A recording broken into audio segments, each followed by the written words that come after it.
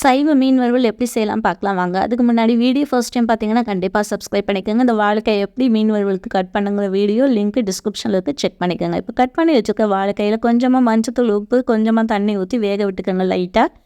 இப்போ அரை மூடி தேங்காய், பட்டை, சோம்பு, ஏலக்காய் எல்லாம் போட்டு அரைச்சி எடுத்துக்கோங்க. இப்போ வேக வச்சுருக்க வாழைக்காயை எடுத்துகிட்டு 2-3 டேபிள் ஸ்பூன் அரிசி மாவு, இஞ்சி பூண்டு பேஸ்ட்டு போட்டு கலந்து வச்சுக்கோங்க. இப்போ எண்ணெயை சூடாக்கிட்டு 4 காயாக போட்டு பொரிச்சு எடுத்துக்கோங்க. நிறைய எண்ணெய் ஊற்றி நிறையா போட்டு பொரிக்கக்கூடாது.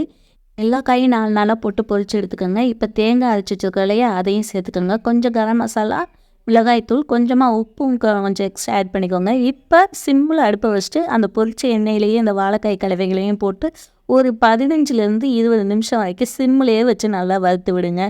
ரொம்ப கருகிடக்கூடாது, ஆனால் நல்லா ரோஸ்ட்டாக இருக்கணும். இந்த கலருக்கு கோல்டன் கலருக்கு வந்தோடனே ஆஃப் பண்ணிடுங்க. சூப்பரான வாழைக்காய் வறுவல் ரெடிங்க. ட்ரை பண்ணி பாருங்கள். நெக்ஸ்ட் வீடியோவில் பார்க்கலாம். பாய்.